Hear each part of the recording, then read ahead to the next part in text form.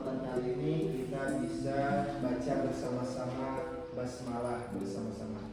Bismillahirrahmanirrahim.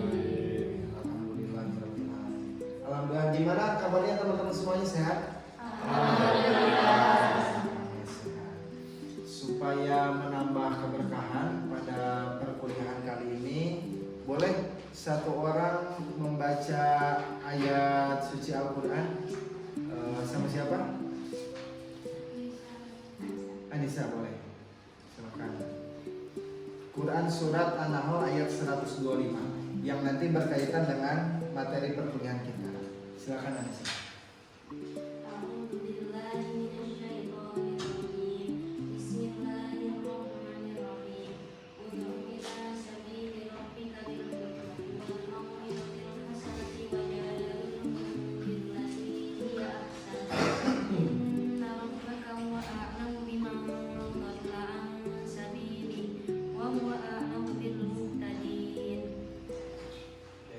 Artinya sama siapa? Sama Mila. Mila, silakan Mila. Yang artinya serulah manusia kepada jalan Tuhanmu dengan hikmah dan pengajaran yang baik, dan berdebatlah dengan mereka dengan cara yang baik. Sesungguhnya Tuhanmu dialah yang lebih mengetahui siapa yang sesat dari jalannya, dan dialah yang lebih mengetahui siapa yang mendapat petunjuk. Quran surat An-Nahl ayat 125. Oke, tadi ya kita buka perkuliahan sekarang dengan Quran surat An-Nahl ayat 125. Oke, sebelum kita mulai perkuliahannya, saya absen dulu ya teman-teman semuanya yang hadir pada kesempatan kali ini. Dea Salsa ada? Sakit. Saskia ada. Siti Nuria ada. Nuria. Mila. Siti Herawati bukan ada ya? Sifa Azizah Herawati ada? Iya.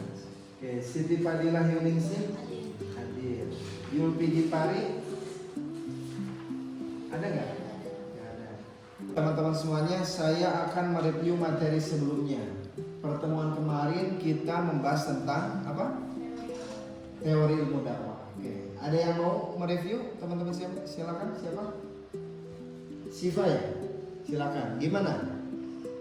Teori ilmu dakwah adalah seperangkat prinsip dan panduan yang berdasarkan Al-Quran dan Sunnah yang mengatur cara mengajak manusia kepada kebaikan. Kesimpulannya yaitu dakwah bukan sekadar penyampaian lisan, melainkan upaya perubahan sikap dan perilaku yang dilakukan dalam bijaksana, damai serta didukung kebenaran agar pesan disampaikan dengan baik dan diterima. Oke, berarti dakwah itu bukan hanya mengucapkan secara lisan, tetapi memang dakwah itu bisa diterapkan di dalam perbuatan. Oke, ada lagi yang review materi kemarin? Tidak ya? Oke. Nah, teman-teman semuanya, sebelum saya membahas atau menjelaskan tentang konsep dasar komunikasi antar budaya dalam dakwah, kita lihat dulu video yang satu ini teman-teman ya. Oke, silakan disimak ya.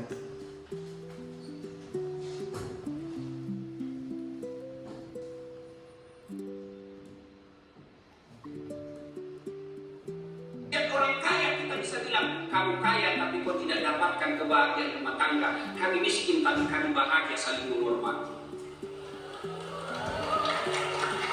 Ini sudah miskin bertengkar melulu. Sudah bertengkar tiap hari, hamil lagi. Ibu ketawa karena ada pelakunya di sini. Bapak Ibu, saudara-saudara sekalian, teristimewa yang kita hormati, Bapak Gubernur Jawa Barat, Kang Aing, yang insya Allah dimuliakan dan dirahmati oleh Allah Subhanahu Wa Taala. Bapak Ibu, saudara-saudara sekalian, percayalah tidak ada orang di dunia ini yang tidak ada masalahnya. Coba lihat, waktu kuliah apa masalahnya? Mau sarjana. Sudah sarjana selesai masalahnya? Mau kerja. Sudah dapat kerja selesai masalahnya? Masalah lagi muncul, mau jadi kepala bagian. Sudah jadi kepala bagian selesai masalahnya?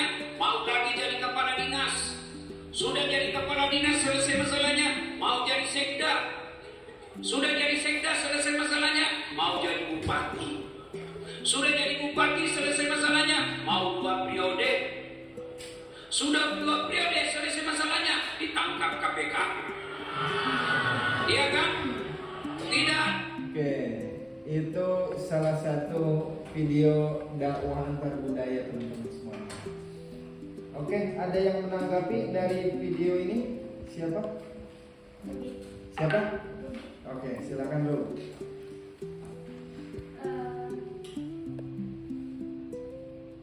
Dalam video tersebut bisa ditanggapi bahwa Ustadz Das itu ketika berdakwah umumnya menggunakan bahasa Indonesia yang sederhana dan mudah dipahami.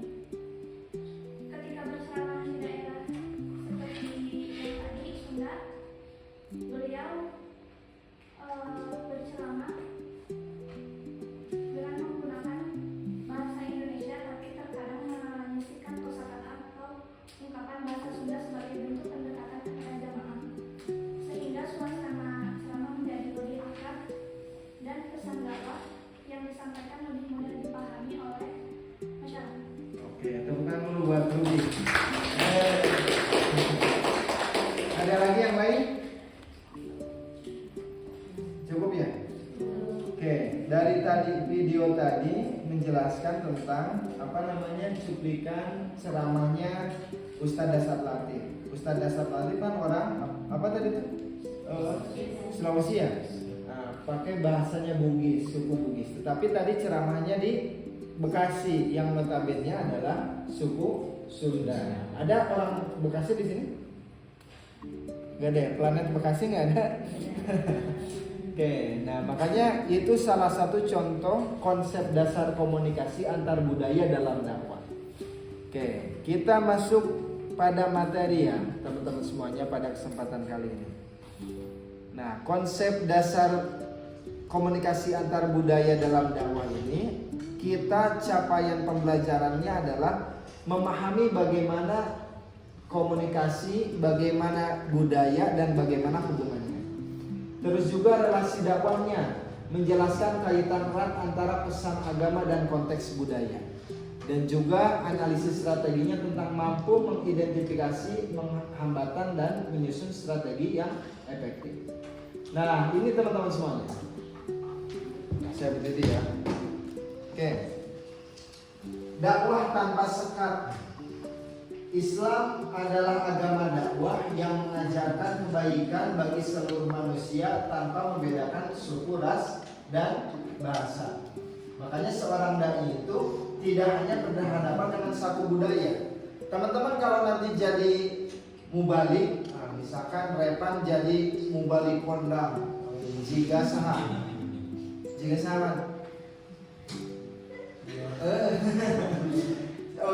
Lutfi jadi dai kondang kayak siapa Pi? Wah, Ustadz Adi Hidayat. Ini tuh apa namanya? Dalam surat ini pojok kiri atas halaman sekian dan sekian. Nah, kan seorang dai itu tidak hanya berhadapan dengan satu budaya, tapi juga dengan budaya-budaya yang lainnya. Apalagi di Indonesia. Indonesia berbagai budaya kan? Ada suku apa aja? Sunda, terus Jawa, terus Betawi, terus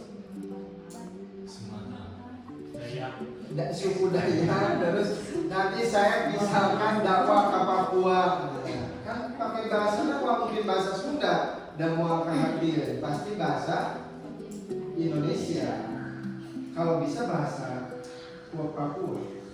Nah makanya komunikasi antar budaya ini menjadi penting, wajib bagi mahasiswa KPI ini teman-teman semuanya. Nah, definisi utamanya, komunikasi itu adalah proses penyampaian pesan dari komunikator ke komunikan untuk menciptakan kesamaan makna. Makanya menjadi penting bahwa komunikator dengan komunikan itu mempunyai kesamaan makna. Kalau tidak, nyambung nggak? Teman-teman nih kalau misalkan ngobrol sama pedagang, kalau ngobrol sama pedagang pasti ngobrol gitu, Mang sebenarnya definisinya itu, nah kan kan gitu ya. Nggak pakai bahasa ilmiah kan? Pasti bahasa naon. Bang, kalau itu mengandung, begitu bang, mesar cilung misalkan kan gitu. Pakai bahasa yang sederhana, komunikat dengan komunikatornya. Terus budaya itu sistem gagasan, tindakan dan hasil karya manusia yang diperoleh melalui proses belajar. Makanya menurut Prof. Kunchoro ini kan, budaya itu ada 3 teman-teman. Yang pertama ideopak, yang kedua sosiopak, yang ketiga artepak. Ada berapa? 3. Yang pertama ideopak. Ideopak itu makna gagasan. Budaya itu mempunyai nilai-nilai gagasannya, idenya. Apa idenya? Banyak kan budaya? Ada budaya apa? Budaya apa teman-teman? Di Sukabumi ada budaya apa? Ada budaya apa? Apa? Oke. Nah, ideopak punya ide. Yang kedua sosiopak, ada nilai-nilai sosialnya.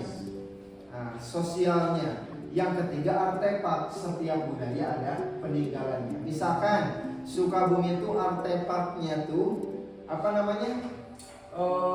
Ciri khas makanan Sukabumi itu apa? Nah, artepaknya tuh mochi. Kalau Cianjur apa makanan Sundanya? Tauco. Nah, itu kan menjadi artepak. Nah, budaya.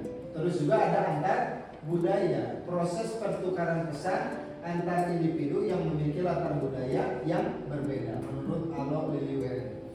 Nah, itu teman-teman semuanya. Nah, ini ada prinsip utama dakwah antar budaya. Yang tadi dibacakan ayatnya siapa?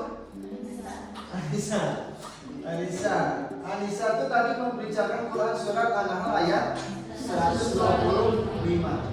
Ada 4 prinsip utama. Yang pertama hikmah.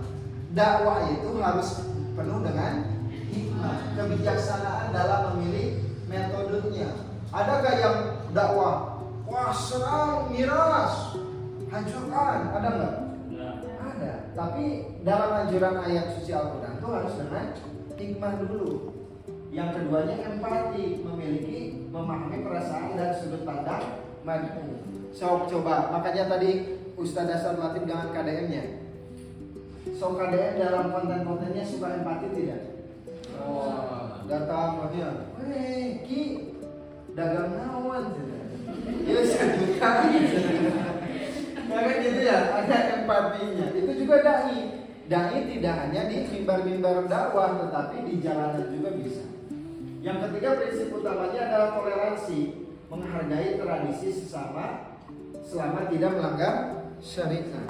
Oke, yang keempatnya dialog. Oke, teman-teman semuanya, sebenarnya saya banyak nih untuk menjelaskan. Ada hambatan yang harus diwaspadai, etnosentrisme, stereotip dan prasangka, kendala bahasa, perbedaan persepsi, terus juga strategi dakwah yang efektif. Seru nih teman-teman semuanya. Khususnya studi kasus nih di tanah Sunda. Yang tadi ya, makanya saya menerapkan videonya Ustaz Dasar Latif ya, seorang dai luar daerah yang berdakwah di Bekasi. Nah, ini studi kasusnya di tanah Sunda dengan bahasa formal dan kaku. Kalau kaku kan hasilnya jamaahnya kurang antusias. Tapi kalau ramai mah kayak tadi ya, solusinya memang harus menggunakan bahasa yang santun dan dialogis. Oke, teman-teman semuanya, segitu dulu ya. Ada pertanyaan tidak? Saya Pak. Oke, saya gimana? Apa saja unsur dakwah? Oke, tadi kan sudah saya jelaskan ya. Ada yang mau menanggapi? Izin menjawab. Sama-sama. Unsur-unsur dakwah ada 5. 1 dai, 2 madaku, 3 madah, 4 wasilah, 5 thariqah. Oke, nah bisa tuh ditambah ada thariqahnya, jalannya berarti ya, jalan dakwahnya. Oke, itu ya saya biar. Ada tanggapan lagi? Cukup. Oke. Ada lagi pertanyaan teman-teman? Saya Pak. Oh iya, silakan Bang. Bagaimana keterkaitan antara dakwah dengan budaya? Oke, keterkaitan dakwah dengan Budaya. budaya. Oke. Sebelum saya jawab, ada yang mau menanggapi? Nuri, keterkaitan dakwah dan budaya? Lutfi. Ya, sangat baik kayak anak saya nih Lutfi. Hampir di 30, amin. 30 Joy. Bukan di 30. Sangat baik. Terdapat beberapa keterkaitan dakwah dengan budaya diantaranya. Yang pertama, budaya sebagai instrumen atau alat dakwah. Yang kedua, tidak merusak adat yang baik. Yang ketiga, memperbaiki yang keliru dan memperbaiki yang keliru dengan tidak menghapusnya. Yang keempat, membuat Islam menjadi indah.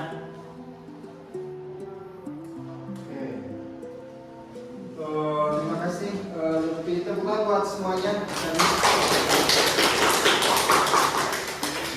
Makanya penting teman-teman semuanya dalam dakwah Anda budaya, komunikasi antar budaya terutama di dalam dakwah. Sebelum saya tutup, saya menyimpulkan teman-teman semuanya. Nah, makanya dakwah itu sebaik-baiknya dakwah adalah yang menyentuh hati teman-teman semuanya. Kalau misalkan dakwah tidak menyentuh hati dan memang tidak berasal dari hati, maka tidak akan sampai kepada hati. Karena efek dakwah itu tadi apa? Ada perilaku perubahan dalam dirinya dan juga meningkatkan pemahaman di dalam dirinya. Oke teman-teman semuanya, sebelum saya tutup, saya ada pretest. Teman-teman semuanya boleh diisi, sudah bisa? Saya share linknya ya.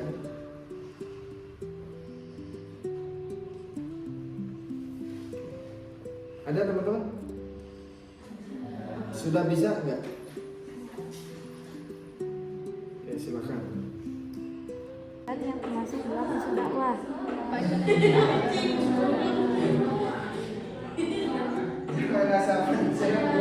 Benar.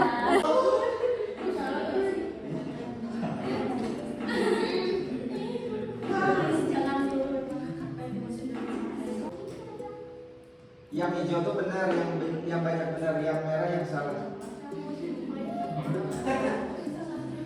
Yang biru apa? Pertama.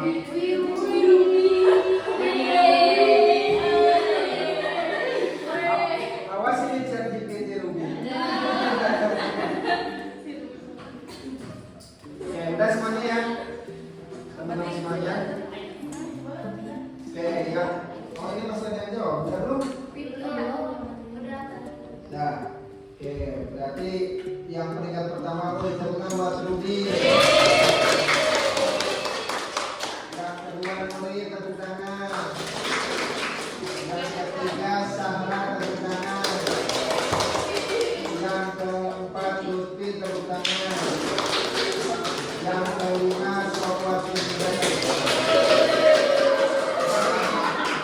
Ini 5 teratas klasemen 5 ke atas ya teman-teman.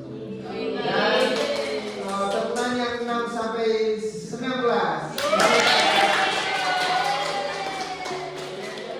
Kecuali si Pak Aja yang karena terkenal ini Pak. Iya. Oke, teman-teman semuanya terima kasih sudah hadir pada kesempatan kali ini perkuliahan mata kuliah dakwah dan budaya. Kita tutup dengan membaca hamdalah bersama-sama.